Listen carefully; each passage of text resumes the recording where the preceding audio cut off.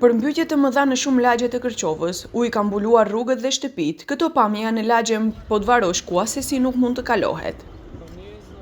E njëjta situatë është edhe në lagjen Balla Malla dhe Isena Kioski në një pjesë të poshtme të Pashinës. Od 5:30 sabajle почна да надојдуваат вода.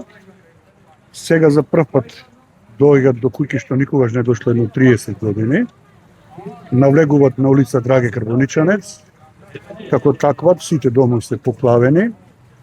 Нема дом што не е поплавен. Kjo situatë është në lagjen Prilepska të Kërqovës, ku ky banor kishte mbetur brenda lagjes. Влjego там че се уде прилив мал се замал че се уде. Остана в селе не mogu da izlaze. Personi i cili që në orët e para të mëngjesit punon me vetë iniciativë është Ali Lena, i cili me veturën e tij ka nxjerrë shumë njerëz nga lagja. Me përmbytjet jemi marrë qëtë parkin. Problemi ishte se komunaleci nga fiksat ishin atë, s'ta kanë mund të kambu. Kujt ishte i marrë, kështu që...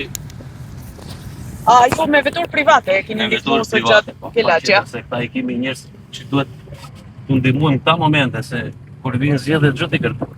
E banorët e evakuuar nga lagja Prilepska po dërgohen në sallën sportive Ivan Idol, edhe në këtë lagje është vështirë të hyet pasi rruga është mbushur plot me ujë. Sve se пропасте, значи немаме веќе излаз. Молиме, значи до државата, значи надлежните да земат, значи за нас нешто да ни се помогне. Давно во Кичево, во Прилепска катастрофа.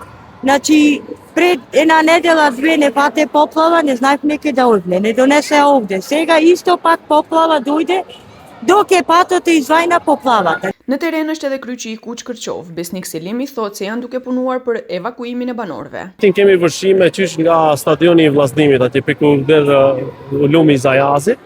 Dhe lagja e Prilepskës kryesisht janë prafërsisht ke 200 veta këtu për momentin. Presim ende nga që transporti i komunës janë duke grumbulluar edhe fëmijë dhe familjar tjerë që kanë mbetur. Përderisa të gjithë ishin të fokusuar në largimin e njerëzve nga lagja, ky qen kishte hipur mbi një makinë për të shpëtuar nga uji.